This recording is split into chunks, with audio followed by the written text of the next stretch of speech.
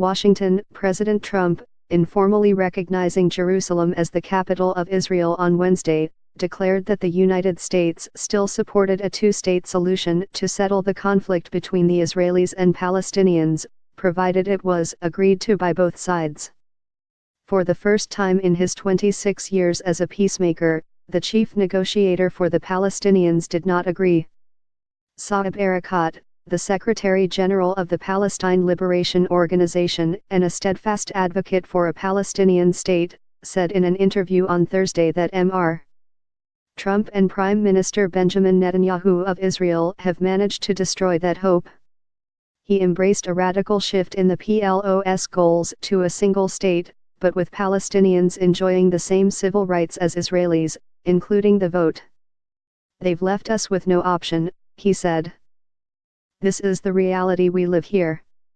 Our struggle should focus on one thing, equal rights."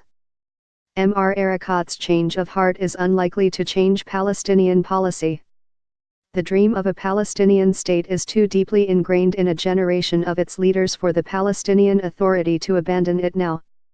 Israel would be unlikely to accede to equal rights, because granting a vote to millions of Palestinians would eventually lead to the end of Israel as a Jewish state.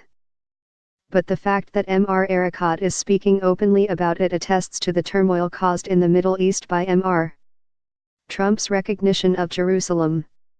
More so than the protests that erupted in the West Bank, which injured dozens of people but were less intense than expected, the comments of senior Palestinians like Mr.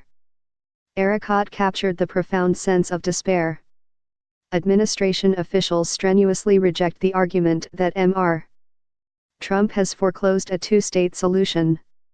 He recommitted himself to brokering what he has called the ultimate deal between the two sides, they said. He studiously avoided taking a position on the eventual borders or sovereignty of Jerusalem.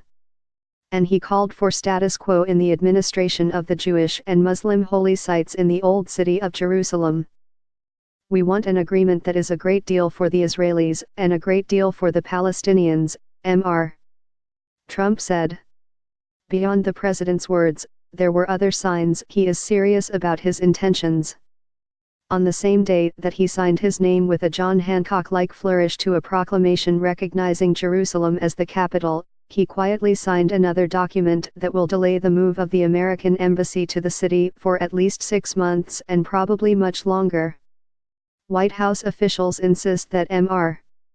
Trump's decision was driven by practical and logistical, not political, considerations. The State Department, they said, cannot open a functioning embassy in Jerusalem on the timetable stipulated under a 1995 law that requires the president to sign a national security waiver every 6 months to keep the embassy in Tel Aviv.